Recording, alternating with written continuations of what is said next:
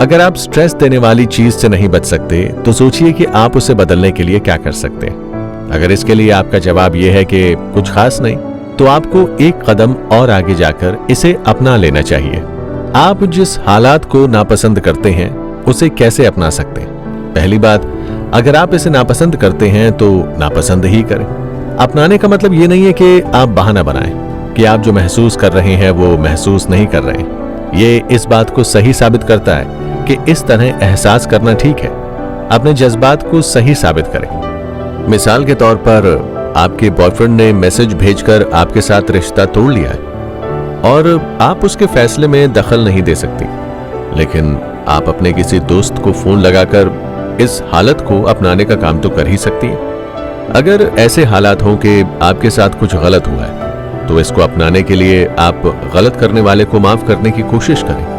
इसी बीच याद रखें कि माफ करने का काम ऐसा है जो आप खुद के लिए करते हैं, किसी दूसरे के लिए नहीं। जब आप माफ करते हैं तो आप अपने स्ट्रेस को खुद से दूर कर रहे होते हैं। साथ ही आप नाराज होने और दूसरों पर इल्जाम लगाने के स्ट्रेस से आजाद हो रहे होते हैं। हम हादसों को आकार देकर भी बारीकी के साथ कुछ अलग तरह से अपना सकते हैं। हम हादसों को तो नहीं बदल सकते, लेकिन इस बात को तो देख ही सकते हैं कि हम अपने अंदर उनको लेकर क्या सोच रहे हैं और उसमें कैसी भाषा का इस्तेमाल कर रहे हैं। मिसाल के तौर पर ऐसा कहने की जगह, मैं अपने कोर्स में पूरी तरह फेल हो गया हूं और मैंने पैसा बर्बाद कर दिया है, मैं ऐसा बेवकूफ हूं कि मैंने और मेहनत नहीं की। आप ऐसा कह सकते हैं, मुझसे गलती हो गई और मैं इसे लेकर खुश नहीं हूं, लेकिन इस एक हादसे से मेरी पहचान नहीं हो सकती।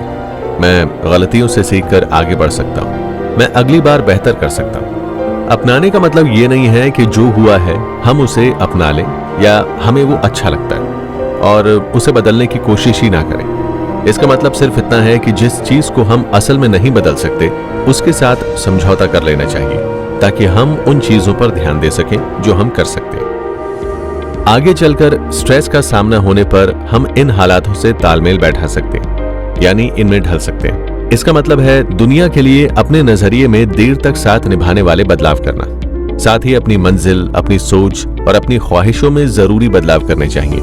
ऐसे इंसान के बारे में सोचें जो परफेक्शनिस्ट है और हमेशा स्ट्रेस में रहता है, क्योंकि वो अपने सबसे बड़े स्टैंडर्ड पर खरा नहीं उतरता। सबसे अच्छा तरीका ये नहीं है कि वो सुपरमैन बनने का रास्ता ढूंढे, इसकी जगह उसे अपनी ख्वाहिशों को थोड़ा कम करना चाहिए ताकि वो सच के और करीब हो। स्ट्रेस से तालमेल बैठाने का मतलब है कि हम अपनी जिंदगी को बेहतर जीने के लिए खुद में बदलाव लाएं।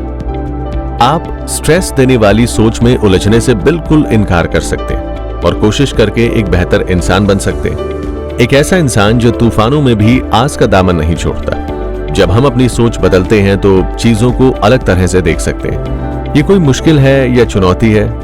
ये रुकावट उस वक्त कैसी लगती है जब हम कहते हैं मैं एक लचीला इंसान हूं। इसके तुलना में अगर हम ये कहते हैं कि जिंदगी तरफदार है, इसका खात्मा हर चीज की तरह बुरा ही होगा, तो कैसा लगेगा? जब हम स्ट्रेस के साथ तालमेल बैठाते हैं तो खुद को ज्यादा ताकतवर बनाने के रास्ते खोजते हैं। हम दुनिया की तरफ अपने नजरिए को इस तरह बनाते हैं जिससे हम ताकतवर बने। मिसाल के तौर पर जिस इंसान को जिंदगी में जो कुछ भी अच्छा मिला है वो उसके लिए हर रोज एक शुक्रिया अदा करने की लिस्ट बनाने की आदत में खुद को ढाल सकता है। वहीं कोई दूसरा इंसान इसके लिए मेडिटेट करता है या फिर वो रोजाना मंत्रों को दोहराया करता है जो उसे याद दिलाएं कि वो ताकतवर है और मुसीबत को हराने की काबिलियत रखता है। अगर हमारे पास ताकतवर नजरियों, सोचों, फिलॉसफी और हौसलों के जैसे हथियार हैं तो हम इस ज्ञान के साथ दुनिया में जा सकते हैं कि हम स्ट्रेस को संभाल सकते हैं, यहाँ तक कि हम इस कला में बेहतर भी बन सकते हैं। इस तरह ये है स्ट्रेस मैनेजमेंट के 4 ए। जब भी आप खुद को बेचैन महसूस करें तो रुककर सांस लें और हर चीज पर बारी बारी नजर डालें। हालात कितने भी स्ट्रेस से भरे क्यों ना हो, आप उनसे होशियारी और सतर्क होकर भी निपट सकते हैं। आप स्ट्रेस के सामने लाचार नहीं हैं। आपके पास इससे निपटने के जरिए हैं। इन जरियों का इस्तेमाल करने के लिए बस थोड़ा सा सतर्क रहने की जरूरत है। मिसाल के तौर पर आपके साथ एक ऐसा शख्स काम करता है जो आपको रोजाना स्ट्रेस देता है।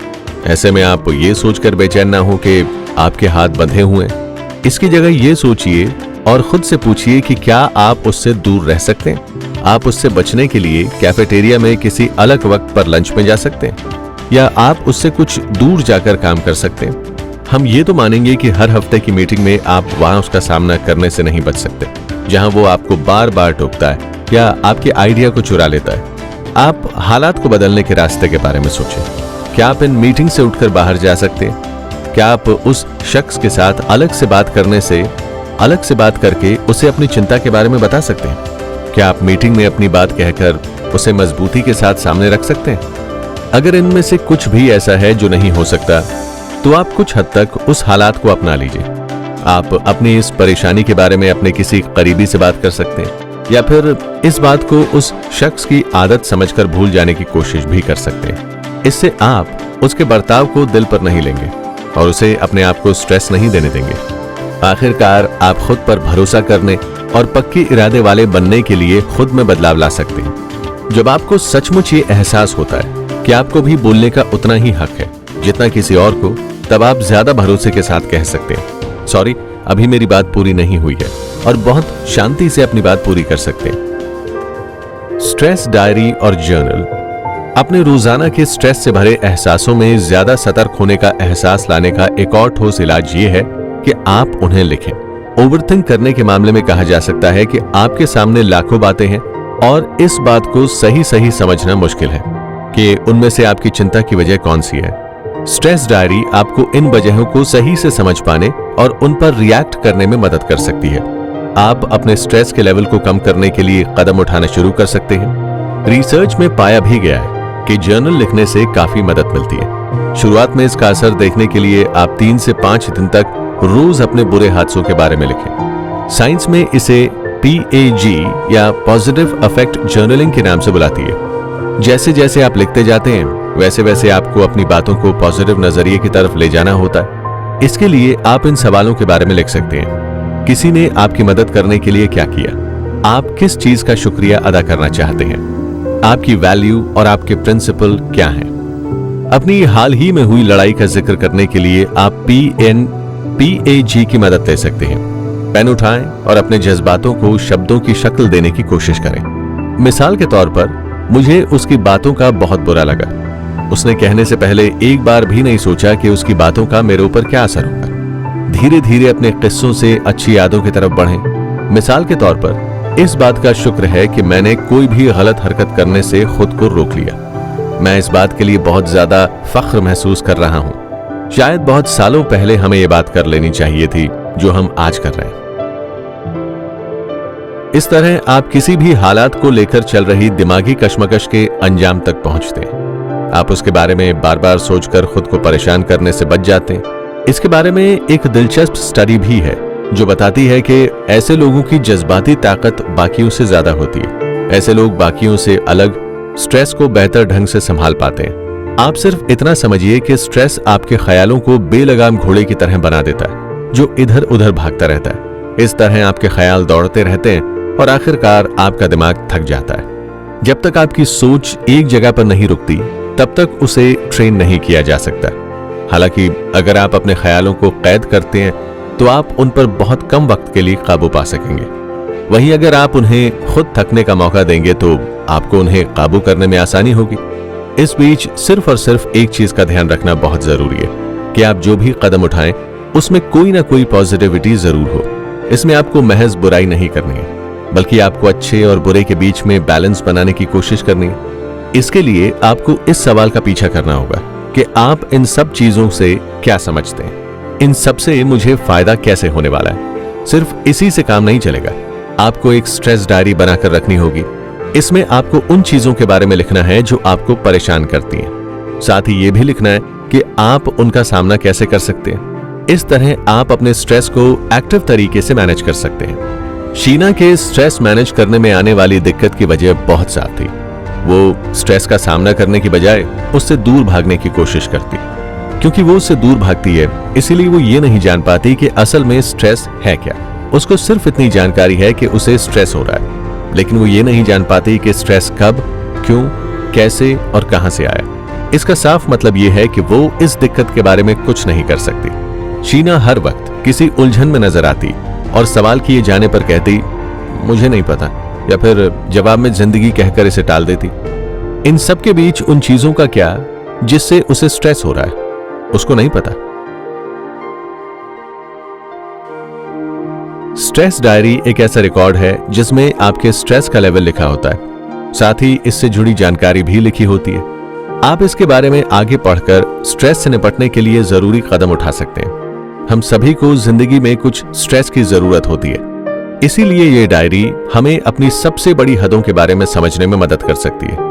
परेशानी की बारीक जानकारियों को जानना हमारे लिए मददगार होता है। असल में ये सोचना कि आपको स्ट्रेस है, ये आपके स्ट्रेस को और बढ़ा सकता है, क्योंकि इसका जिक्र आते ही आपके हाथ किसी ना देखे जा सकने वाली बेड़ियों में बंध जाते हैं। यह आसान है, हर एक रिकॉर्ड के साथ वक्त, तारीख और आप कैसा महसूस कर रहे हैं इसे लिख लीजिए।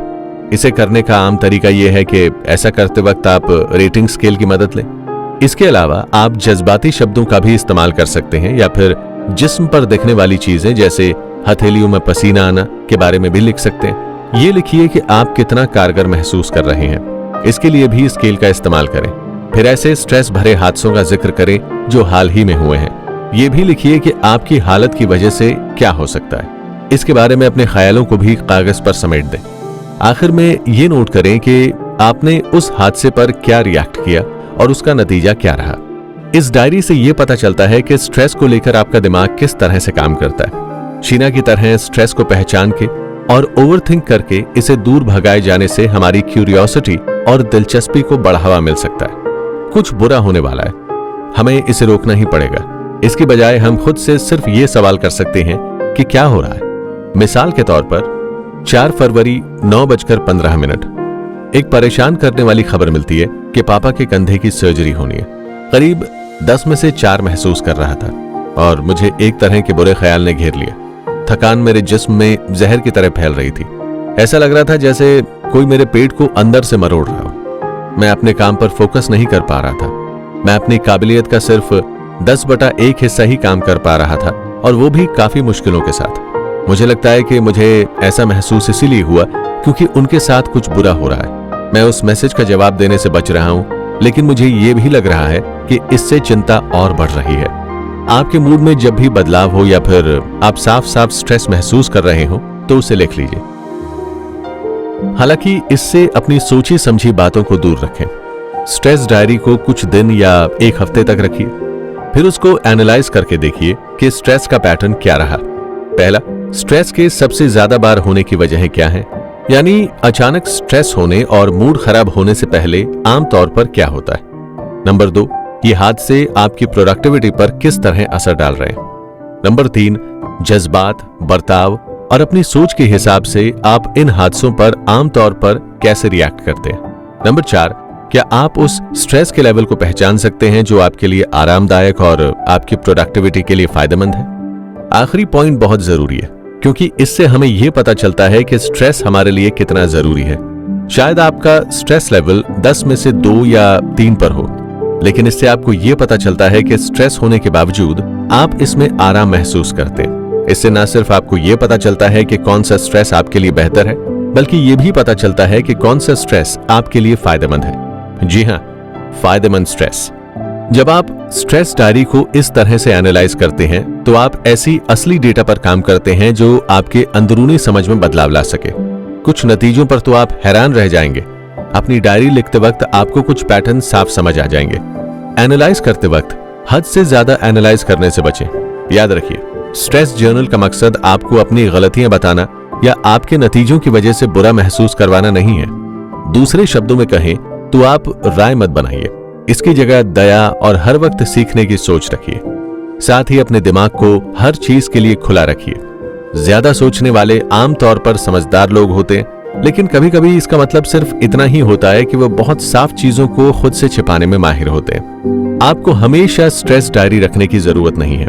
असल में कुछ हफ्तों तक इसका इस्तेमाल करने से ये प्रोसेस आपकी आदत बन जाएगा और स्ट्रेस के वक्त ये सब आपको अपने आप समझ आने लगेगा। आप किसी दिन ट्रैफिक में फंस जाते हैं, इससे वैसे ही ख्यालों के रिएक्शन की चेन शुरू हो जाएगी।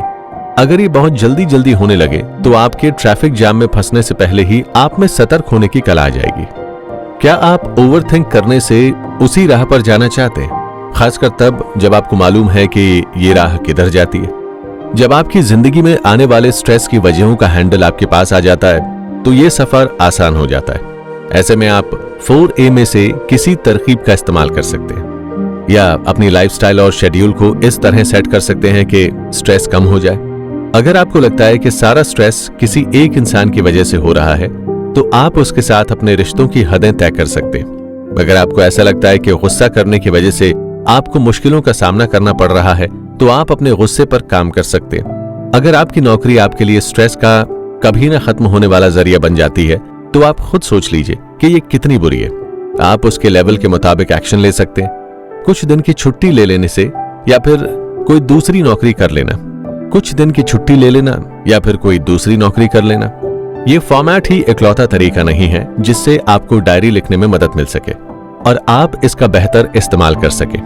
ये काम आप वक्त वक्त पर या हर रोज कर सकते हैं। बातों को लिखने से स्ट्रेस अपने आप कम हो सकता है, लेकिन ये आपको अपनी सोच को समझने, मुश्किलों को सुलझाने, अपनी अंदरूनी समझ को बढ़ाने और आप जिन मुद्दों का सामना कर रहे हैं उनका हल निकालने में भी मददगार हो सकती है। एक तरह से आपका जर्नल एक बिना डिग्री वाले थेरेपिस्ट का किरदार निभाता है। आप अपनी पसंद के मुताबिक डायरी या जर्नल लिखकर अपने हालातों का सामना बेहतर तरीके से कर सकते हैं। अगर आपका मन बुझा सा हो और आपको लगता हो कि आपकी चिंता आम है या इससे हर चीज पर असर होने लगा है तो शुक्रिया अदा करने की जर्नल आपके लिए मददगार साबित होगी। रोजाना सिर्फ 5 ऐसी चीजें लिखिए जिनके लिए आप शुक्रिया महसूस कर सकते हैं, भले ही ये सुबह मिलने वाली 1 कप कॉफी हो या फिर आपने नए मोजे ही क्यों ना खरीदे हो। इससे बहुत आसानी से आपका फोकस अपने उन जरियों और हो सकने वाली चीजों की ओर चला जाएगा जिससे आपके तजुर्बे बदल जाएंगे। अगर आपकी जिंदगी में कोई बुरा हादसा हो रहा है या आप किसी बहुत मुश्किल दौर से गुजर रहे हैं तो ये जर्नल आपको जज्बाती तौर पर राहत दे सकता है। आप अपने सारे जज्बात को कागज पर लिख दें और उन पर नजर डालें। कागज पर उतारने के बाद आपको अपनी आदतों के बारे में कुछ कुछ चीजें समझ में आने लगेंगी या आपको आगे के रास्ते के बारे में कुछ चीजों का पता चल जाएगा। अगर आपकी जिंदगी में स्ट्रेस लगातार चल रहा है तो आप बुलेट जर्नलिंग का सहारा ले सकते हैं। इसमें आप अपनी रोजाना की जाने वाली चीजों पर नजर रखने के लिए छोटे छोटे नोट्स तैयार करते हैं। इन चीजों में अहमियत और यादें भी शामिल हैं। चीजों को छोटा रखने से आपको डिसिप्लिन होने और जिंदगी को बेहतर बनाने में मदद मिल सकती है।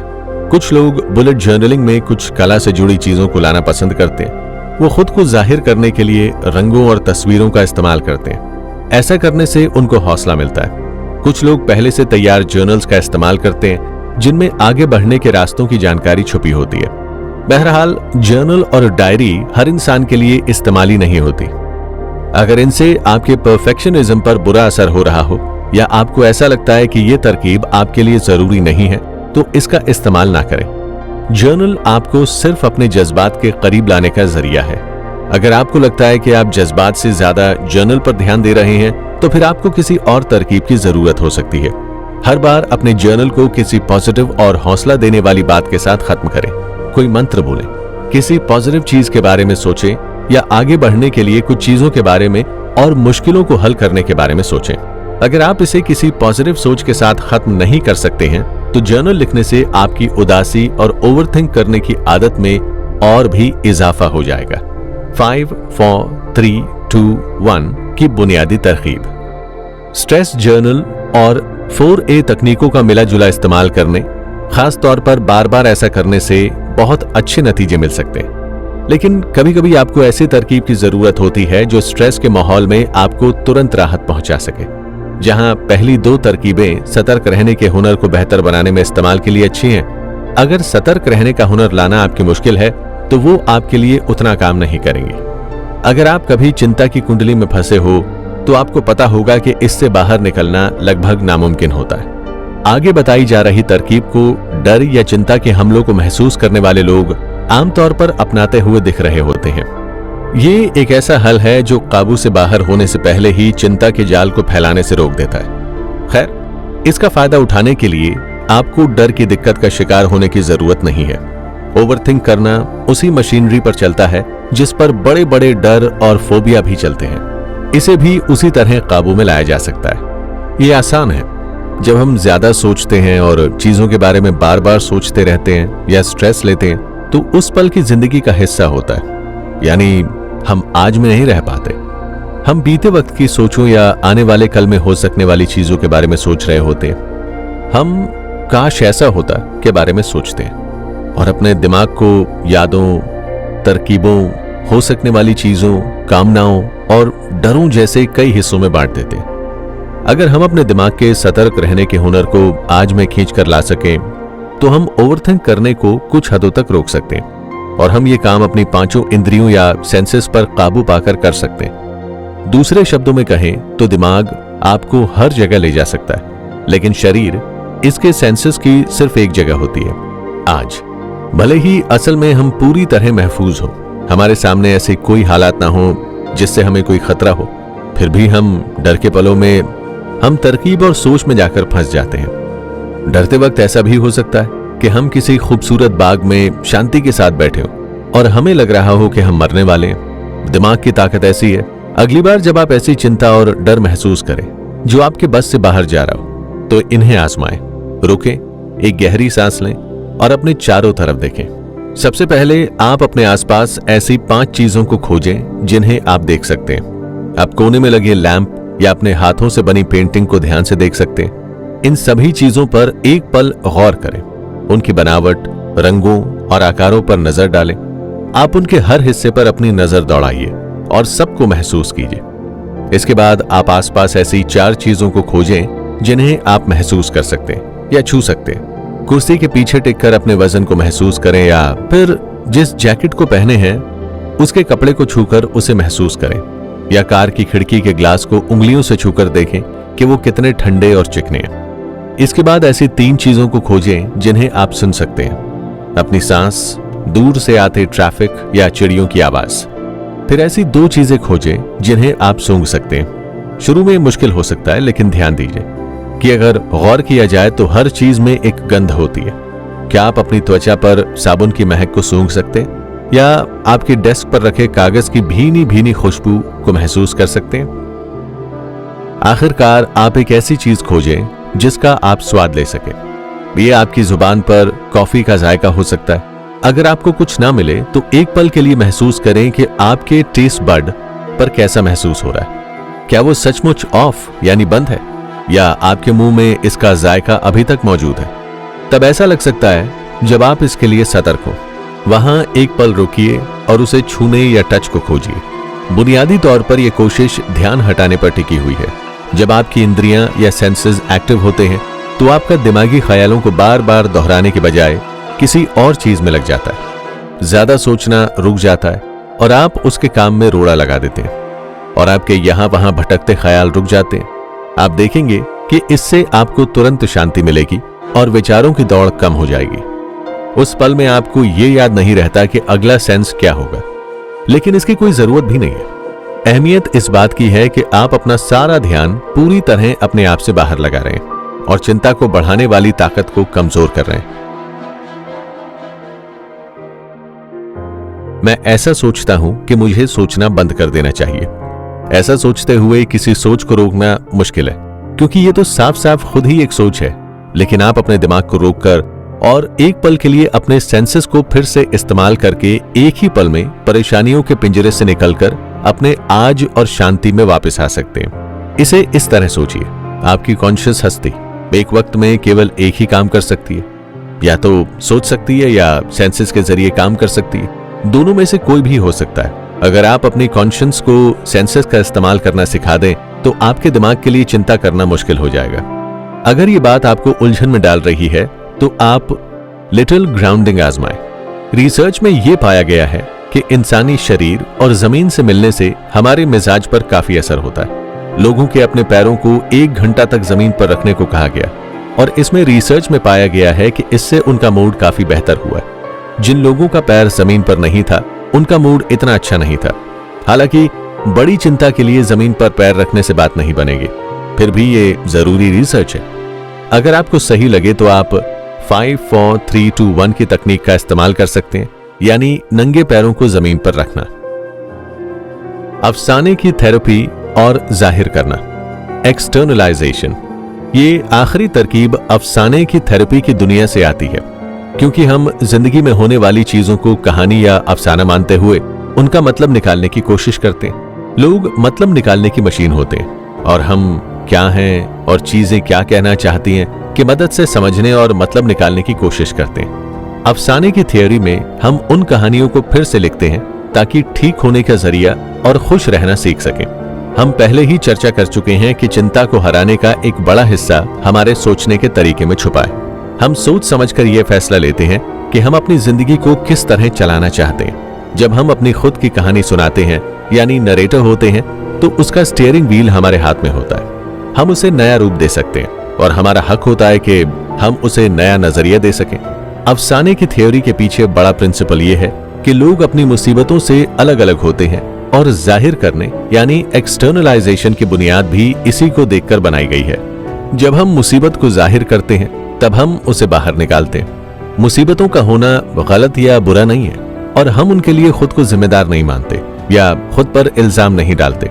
इसके बावजूद हमारे पास ये हक होता है कि हम अपने और अपनी जिंदगी के बारे में किस तरह बात करना चाहते हैं। हम इसमें बदलाव भी कर सकते हैं। जब ओवरथिंक करने की बात आती है तब ये कहना एक बड़ा कदम है, मुसीबत है और मैं इसे हल करने जा रहा हूं। इससे हटकर हमें ऐसा बिल्कुल नहीं कहना चाहिए, मैं बहुत ज्यादा सोचता हूं और ये बुरी बात है, मुझे अपने आप को सुधारने का रास्ता ढूंढना है।